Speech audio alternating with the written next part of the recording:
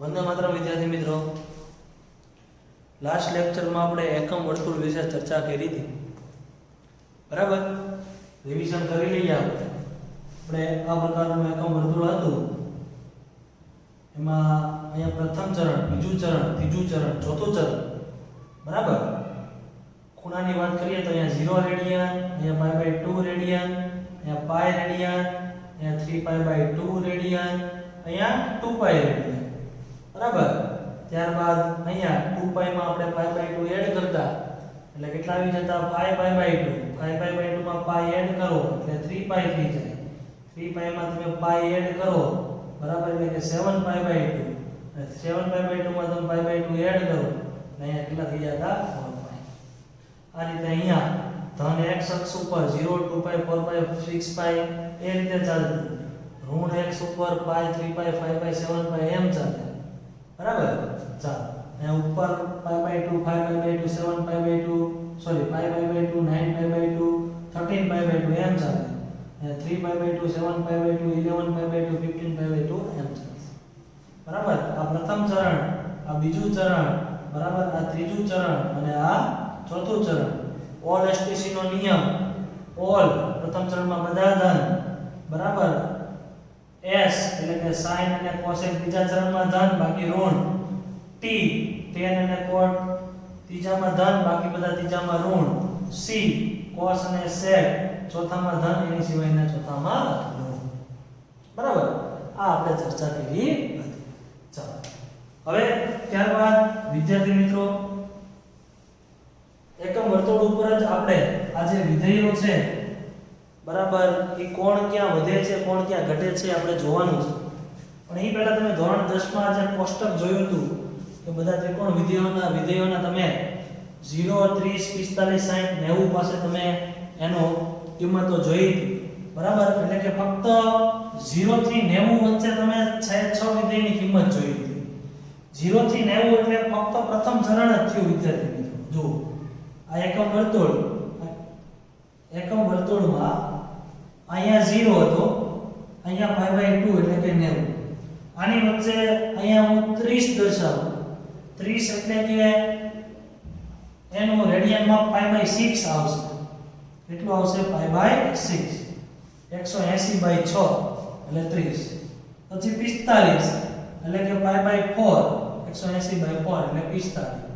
અને પછી 60 એટલે π/3 180/3 એટલે પ્રથમ ચરણમાં 0 π/6 π/4 π/3 અને π/2 માટે તમે આ 6 વિધેયોની અહીંયા વેલ્યુ જોઈ હતી. બરાબર, એમાં sin 0 0 sin 30 1/2 sin 45 1/√2 sin 60 √3/2 અને sin 90 કેટલા થઈ જતા હતા 1. બરાબર, એટલે અહીંયા 0 અને અહીંયા sin શું થઈ જતું હતું 1. ખ્યાલ આવ્યો વિદ્યાર્થી મિત્રો? પણ આપણે આ જે કિંમતો હતી 6 વિધેયની આ ખૂણાઓ પાસે, પણ એ કયા ચરણમાંથી? પ્રથમ ચરણમાં જ હતી. જો પ્રથમ ચરણ આવ્યું ને તો ઓલ એસટીસી ના નિયમ મુજબ પ્રથમ ચરણમાં બધા જ વિધેયોની કિંમત ધન છે. જો બધા જ વિધેયોની કિંમત અહીંયા કેવી આવી? ધન આવી. ઓલ એસટીસી ના નિયમ મુજબ. ખ્યાલ આવ્યો વિદ્યાર્થી મિત્રો? બરાબર, આની સિવાય બાકીના ચરણોમાં કિંમત આવે તો ઓલ એસટીસી ના નિયમ મુજબ એ ધન અને ઋણ હોય છે. બરાબર, હવે આપણે જે ટોપિક જોવાનો છે એ ટોપિક છે વિદ્યાર્થી મિત્રો વધતા અને ઘટતા વિધેયો. બરાબર, વધતા અને ઘટતા વિધેયો એટલે કે શું કહે છે સમજો. બરાબર, જુઓ ચાલો. એકમ વર્તુળ આવશે ફરી વખત. બરાબર, એકમ વર્તુળમાં વિદ્યાર્થી મિત્રો અહીંયા શું હોય? 1. બરાબર, ધન x એક્સિસ ઉપર આ 1 હોય, અહીંયા 0 ઉગમ બિંદુ. બરાબર, અહીંયા બી 1 હોય. અહીંયા શું હોય વિદ્યાર્થી મિત્રો? આ હોય -1 અને આ શું હોય? -1. ધન x ઋણ x, ધન y ઋણ. હવે જો આ બિંદુને હું યામ તરીકે દર્શાવું વિદ્યાર્થી મિત્રો તો આના યામ શું થઈ જાય? આ બિંદુ તો x યામ એનો 1 છે, y યામ તો છે જ નહીં એટલે આ થઈ જાય 1 0.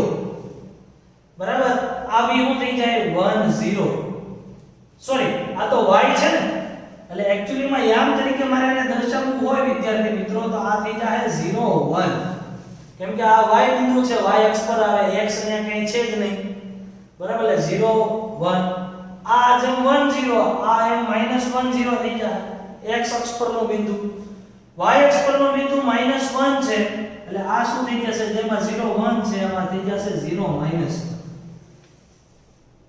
બરાબર એટલે એકમ વર્તુળને મેં યામ તરીકે દર્શાવી દીધું બરાબર છે વિદ્યાર્થી મિત્રો બરાબર સમજો ચાલો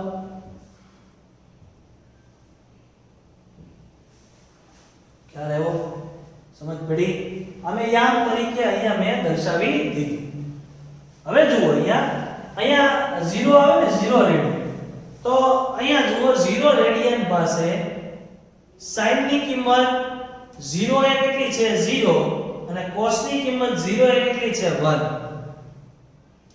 sin ની કિંમત 0 એ કેટલી છે 0 અને cos ની કિંમત 0 એ કેટલી છે 1 એટલે હંમેશા યાદ રાખજો આ યામમાં આ પહેલો જે છે એ cos છે બીજો જે છે એ શું છે sin કેમ કે 0 રેડિયન એટલે કે 0 ડિગ્રી એ cos 0 1 થાય sin 0 0 થાય એ આપણે અહીંયા કોષ્ટકમાં જોયું અને એ ખ્યાલ જ છે cos 0 ની કિંમત શું થશે 1 sin 0 ની કિંમત શું થશે 0 આ જે 1 0 જે છે એમાં x એ આપણે cos તરીકે દર્શાવીશું y આપણે sin તરીકે બરાબર છે હવે તમે અહીંયા જુઓ અહીંયા પહોંચી જાવ અહીંયા કેટલા આવે π/2 એટલે કે 90 રેડિયન આવે બરાબર તો π/2 એટલે કે 90 એ વાત કરીએ તો sin ની 90 એ કિંમત 1 છે અને cos ની 90 એ કિંમત કેવી છે 0 બરાબર એટલે મેં તમને કીધું એ પેલો x એમ cos છે એટલે cos 90 0 થાય અને cos 90 શું થાય 1 એટલે આ cos અને આ sin જ છે એટલે કે cos 90 0 થાય sin 90 શું થશે 1 થશે એટલે વિદ્યાર્થી મિત્રો તમે અહીંયા જુઓ આપણે 0 થી 90 એ પહોંચ્યા એમાં cos અહીંયા 1 હતો અહીંયા પહોંચ્યો તો એ શું થઈ ગયો 0 એટલે પ્રથમ ચરણમાં cos કેવું વિધેય થયું ઘટતું વિધેય થયું પ્રથમ ચરણમાં cos કેવું વિધેય કહેવાય ઘટતું કહેવાય કેમ કે એની કિંમત ઘટે છે sin અહીંયા 0 એ 0 હતો અને 90 એ sin કેટલો થઈ ગયો 1 તો પ્રથમ ચરણમાં sin કેવું છે વધે છે બરાબર સિમ્પલ cos વધે છે અને sin ઘટે છે ઊંધું થઈ ગયું વિદ્યાર્થી મિત્રો cos ઘટે છે sin વધે છે cos ની કિંમત 1 થી 0 થાય sin ની 0 થી 1 થાય એટલે sin વધે cos ઘટે પ્રથમ ચરણમાં એટલે મેં એને પ્રથમ ચરણમાં દર્શાવ્યું છે ચાલો બીજું ચરણ વિદ્યાર્થી મિત્રો cos અહીંયા 0 છે અહીંયા કેવો થયો -1 0 થી -1 થયો cos અહીંયા બી આ cos છે આ sin 0 થી -1 એટલે ઘટ્યો તો બીજા ચરણમાં પણ cos ઘટ્યો અને sin 1 થી શું થયું 0 અહીંયા sin 90 એ 1 હતું અહીંયા 0 થયું 1 થી 0 એટલે sin કેવું થયું ઘટ્યું એટલે બીજા ચરણમાં બંને ઘટે છે ખબર પડી વિદ્યાર્થી મિત્રો ચાલો ત્યારબાદ ત્રીજામાં વાત કરીએ તો cos -1 થી 0 -1 થી 0 એટલે 0 મોટો -1 0 એટલે cos ત્રીજા ચરણમાં વધ્યું sin 0 થી -1 થયું 0 થી -1 તો sin ઘટ્યું તો ત્રીજા ચરણમાં વિદ્યાર્થી મિત્રો cos ઘટે છે વધે છે cos અને sin ઘટે છે ચોથા ચરણમાં વિદ્યાર્થી મિત્રો 0 થી 1 cos બરાબર cos 0 થી 1 થયો એટલે cos વધ્યો અને -1 થી 0 કોણ થયું sin -1 થી 0 થયો એટલે એ બી વધ્યો sin વધ્યો એટલે ચોથા ચરણમાં બંને વધે છે બીજા ચરણમાં બંને ઘટે છે પ્રથમ ચરણમાં cos ઘટે sin વધે ત્રીજામાં cos વધે sin વધે એ તો કોની આધારે આપણે નક્કી કર્યું કિંમતોને આધારે ચાલો એવો વિદ્યાર્થી મિત્રો બીજી વસ્તુ આમાં તમારે બીજું શું યાદ રાખવાનું sin વધતો હોય પ્રથમ ચરણમાં તેનો વ્યસ્ત cos ઘટતો હોય તમે જુઓ sin નો વ્યસ્ત કોણ થાય cosec તો કોસેક ઇન્ફિનિટી થી થઈને 1 સુધી જાય છે. એટલે ઘટ્યો ને, અનંત થી મોટો થતો હતો, ત્યાંથી નાનો થઈને ક્યારે આવી ગયો 1 પાસે. એટલે ઈ ઘટ્યો. sin વધે તો એનો વ્યસ્ત કોસેક ઘટે. cos ઘટે તો એનો વ્યસ્ત sec વધે. અહીંયા જુઓ, cos 1 થી લઈને 0 એટલે ઘટ્યો, એનો sec અહીંયા ઇન્ફિનિટ આવશે, સોરી 0 નું વ્યસ્ત ઇન્ફિનિટી. sec 1 થી ચાલુ કરીને વધતો 2 થયો અને ઇન્ફિનિટી થયો એટલે sec વધ્યો. cos ઘટે તો sec વધે એનું વ્યસ્ત. એમ અહીંયા cos અને sin બે ઘટ્યા તો એના વ્યસ્ત બંને શું થશે? વધશે. અહીંયા બીજા ચરણમાં sec અને cosec બંને વધે. ત્રીજા ચરણમાં cos ઘટે, સોરી વધે છે તો sec ઘટે, sin ઘટે તો એનું વ્યસ્ત cosec વધે. ચોથા ચરણમાં બંને વધે છે તો એના વ્યસ્ત sec અને cosec બંને શું થશે? ઘટશે. બરાબર? ખ્યાલ આવ્યો વિદ્યાર્થી મિત્રો? હવે બાકી કયા બે વિધેય રહ્યા? tan અને cot. તો અહીંયા હું એક વસ્તુ કહું છું કે tan દરેક ચરણમાં વધતું વિધેય છે અને એનો વ્યસ્ત tan જો દરેક ચરણમાં વધે તો એનો વ્યસ્ત cot દરેક ચરણમાં ઘટતું વિધેય છે. ખ્યાલ આવ્યો વિદ્યાર્થી મિત્રો? વધતા અને ઘટતા વિધેયોમાં, બરાબર, cos હરેક ચરણમાં વધે છે, બરાબર, સોરી tan હરેક ચરણમાં વધે છે અને એનો વ્યસ્ત cot દરેક ચરણમાં શું થાય છે? ઘટે છે. ખ્યાલ આવ્યો વિદ્યાર્થી મિત્રો? બરાબર સમજ્યા? તો આ વેરી ઇમ્પોર્ટન્ટ વસ્તુ છે. વધતા અને ઘટતા વિધેયો ઈ કોને આધારે નક્કી કરવાના? આ રીતે આમ મૂકી દેવાના. અહીંયા હોય તો 1 1 1 -1 1 -1 જ હોય, પણ યામ તરીકે તમે લખો તો 1 0 થઈ જાય, અહીંયા -1 0 થઈ જાય, આ 0 1 થઈ જાય, અહીંયા 0 -1 થઈ જાય. એમાં પહેલો જે ઘટક છે, બરાબર, ઈ cos નો હોય, બીજો કોનો હોય? sin નો હોય. ખ્યાલ આવ્યો વિદ્યાર્થી મિત્રો? એટલે ટૂંકમાં આપણે એક વસ્તુ અહીંયા જોઈએ, બરાબર, તો cos 0 ની કિંમત શું થાય? 1. તો સામેની બાજુ આ પણ cos જ છે અને આ શું છે? sin. તો અહીંયા પાઈ હોય એટલે કે 180. તો cos પાઈ ની કિંમત શું થાય? -1. cos 180 -1 અને sin 180 0. અહીંયા કેટલો હોય? 3π/2. તો cos 3π/2 0 થાય અને sin 3π/2 શું થાય? -1. બરાબર? એટલે ટૂંકમાં તમે એક વસ્તુ અહીંયા તમે માર્ક કરો. ચાલો વિદ્યાર્થી મિત્રો, sin જો અહીંથી 0 થી ચાલુ કરે તો 0 1 0 -1 0. એક પરિભ્રમણ પૂરું કરે એમાં sin કેટલી કિંમત લે? 0 1 -1. બીજું પૂરું કરે તો 0 1 -1. ત્રીજું પૂરું કરે 0 1 -1. એટલે કે ઈ તો મેં આ ખૂણાઓ પાસે 0 1 -1 ને વચ્ચે ખૂણાઓ હોય ત્યાં તો એની કિંમતો હોય જ હોય. બરાબર? એટલે કે sin જે કિંમતો ધારણ કરે છે ને વિદ્યાર્થી મિત્રો, ઈ ફક્ત ને ફક્ત 0 1 -1 માં નાનામાં નાની કોણ? -1 ને મોટા મોટી કોણ? 1. એટલે કે -1 અને 1 ની વચ્ચે જ sin કિંમતો ધારણ કરે છે. બરાબર? એનથી બહાર ઈ એક કોઈ કિંમત લઈ શકે નહીં. અહીંયા જો sin 0 થી 90 માં 0 થી કેટલો થયો? 1. 0 થી 90. બરાબર? હવે તમે રિવર્સ આલો તો sin 0 થી 270 કેટલો થયો? -1. 0 થી 270 સુધી જાઓ તમે, સોરી રિવર્સ ચાલો તમે 0 થી -90 સુધી. બરાબર? આમ ક્લોકવાઇઝ ચાલો તો આ 90 અહીં આવી જાય, પણ કહેવાય -90 એટલે 0 થી -1 સુધી. એ જ રીતે cos ની કિંમત તમે માર્ક કરો 1 0 -1 0 1 0 -1 0. cos એટલી જ કિંમતો આપે છે. બરાબર? એટલે હવે વિદ્યાર્થી મિત્રો આપણે ઇમ્પોર્ટન્ટ બીજો ટોપિક આના ઉપરથી આપણે એ સમજવાનો છે. બરાબર?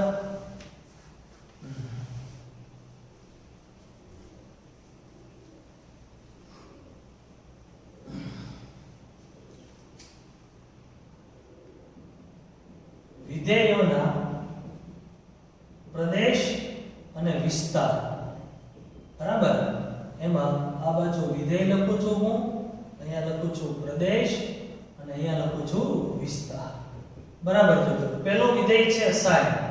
sin હારે હંમેશા કોઈ ખૂણો હોય થીટા, sin હારે શું હોય, ખૂણો હોય થીટા, એટલે સાથે થીટા લખું છું, ખાલી sin લખું તોય ચાલે. અને cos, બરાબર. આપણે હમણાં કોષ્ટકમાં જોયું થીટાની જગ્યાએ આપણે 0 30 45 60 90 ટૂંકમાં થીટાની જગ્યાએ 0 1 2 3 4 5 6 7 8 9 10 11 12 360 720 ડિગ્રી કે રેડિયન સુધી આપણે માપ લઈ શકીએ. એટલે અહીંયા ખૂણાની જગ્યાએ તમે કોઈ પણ ખૂણો લ્યો, બરાબર, હંમેશા sin કિંમત છે ને એ -1 અને 1 ની વચ્ચે જ આપશે, અથવા -1 અને 1 પણ હશે. અને એનો વિસ્તાર વિદ્યાર્થી મિત્રો શું થઈ ગયો, -1 થી 1 સૌરુત. શું થઈ ગયો વિદ્યાર્થી મિત્રો, એનો વિસ્તાર સૌરુત -1 થી 1. પ્રદેશ અને વિસ્તાર થોડો દૂર લખું છું. તો sin વિધેયનો વિસ્તાર શું થઈ જશે વિદ્યાર્થી મિત્રો, -1 થી 1. એ થીટાની જગ્યાએ તમે કોઈ પણ ખૂણો લઈ લો, -π/2 -3π/2 -11π/2 7π/2 π 2π 6π 7π, હંમેશા sin ની કિંમત આ જ રહેશે, -1 થી 1 ની વચ્ચે અથવા -1 અથવા 1, બરાબર. અને થીટાની જગ્યાએ કોઈ પણ તમે લઈ શકો એટલે એનો પ્રદેશ શું થઈ જશે, r. Same to same cos theta માટે પણ એમ જ છે, એનો પ્રદેશ r અને વિસ્તાર શું થશે, સૌરુત -1 થી 1. તમે આને બીજી રીતે આપણે આમ લખી શકો બંનેને, mod x lesser equal to 1, mod x lesser equal to 1, આમ પણ આને લખી શકો. પણ અહીંયા કોઈ x નથી એટલે x ની કિંમત -1 અને 1 ની વચ્ચે, x તરીકે અહીંયા sin છે એટલે કે sin θ ની કિંમત -1 અને 1 ની વચ્ચે, આમ પણ લખી શકો, પણ હારે ની કોઈ જરૂર નથી, બરાબર. એટલે sin θ અને cos θ બંનેનો પ્રદેશ r અને બંનેનો વિસ્તાર સૌરુત -1 થી 1. એટલે sin અને cos ની કિંમત ક્યારે 1 કરતા વધશે ને અને ક્યારે -1 કરતા ઘટશે. એટલે કોઈ દિવસ sin θ = 2 હોય તો ક્યારેય શક્ય નથી, કેમ કે sin ની કિંમત હંમેશા -1 અને 1 ની વચ્ચે રહે. sin θ બરાબર -1.1 હોય તો આ પણ શક્ય નથી, કેમ કે -1 ઊંચી જો એથી નાની ચાલે. એ જ રીતે cos માં પણ ચાલે. એવો વિદ્યાર્થી મિત્રો, ચાલો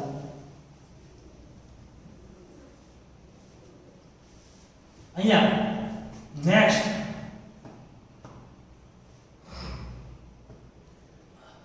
tan θ, બરાબર. tan θ નો આપણે પ્રદેશ જોવાનો છે વિદ્યાર્થી મિત્રો. tan θ એટલે કે આપણે θ બરાબર શું લઈ શકીએ. એક્ચ્યુઅલી માં tan θ એટલે ધોરણ 10 માં આપણે ભણ્યા હતા, tan θ એટલે થાય શું વિદ્યાર્થી મિત્રો, બરાબર sin by cos, આવું થાય ને. tan θ બરાબર શું થશે, sin by cos. તો યાદ કરો આપણે બીજા ચેપ્ટરમાં સંબંધ અને વિધેયમાં સમય વિધેય હતું, અંશ ભાગ્યા છેદ. તો એ મુજબ અંશ ભાગ્યા છેદ જ છે, છેદ કોઈ દિવસ 0 ન હોવો જોઈએ. છેદ કોઈ દિવસ વિદ્યાર્થી મિત્રો 0 હોવો જોઈએ નહીં, બરાબર. એટલે કે cos 0 ન હોવો જોઈએ. કેમ કે cos 0 થઈ જાય તો tan θ ઇન્ફાઇનાઇટ થઈ જાય, કેમ કે કોઈ પણ ના છેદમાં 0 એટલે જવાબ શું થઈ જાય, ઇન્ફાઇનાઇટ, બરાબર. એટલે કે r માંથી જ્યાં જ્યાં બી એનો cos જે છે એ 0 થાય એ બધી જ કિંમતો બાદ કરવી.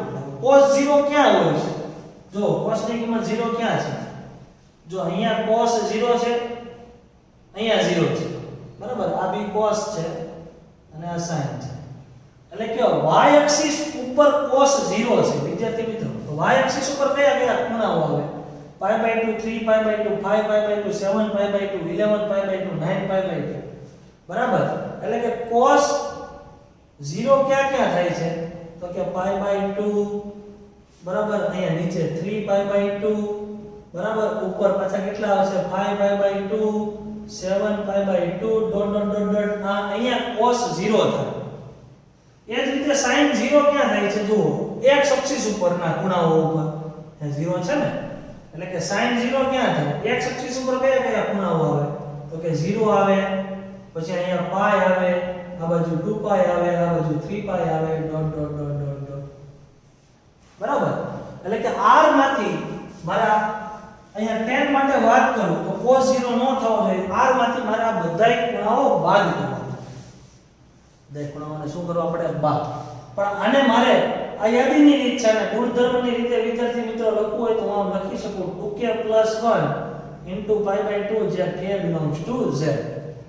એટલે હું ધારો કે k ને z માંથી લેવાનો, z માં 0 હોય, યસ 0 મૂકી દયો તો 0 + 1 0 + 1 એટલે 1 π/2 આવી ગયો. 2 મૂકો તો 2 * 4 ને 1 5 5 π/2 આવી ગયો.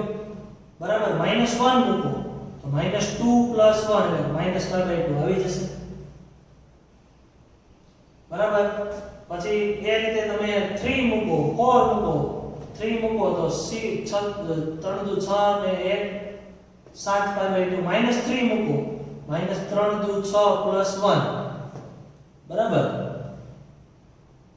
-6 + 1 -π/2 એટલે રિવર્સમાં જે બધા ખૂણાઓ માઈનસમાં આવે ને. બરાબર? અથવા તમે અહીંયા -1 રાખો જોઈએ તો પણ ચાલે. 1 મૂકો તો 2 - 1 એટલે π/2 2 મૂકો 2 * 4 - 1 3 π/2 3 મૂકો 3 * 6 - 1 5/2 4 મૂકો 4 * 8 - 1 5/2. એ રીતે -1 મૂકો તો માઈનસ અહીંયા તમે કેની જગ્યાએ belongs to z છે -1 મૂકો એટલે -2 - 1 -3/2 એમ.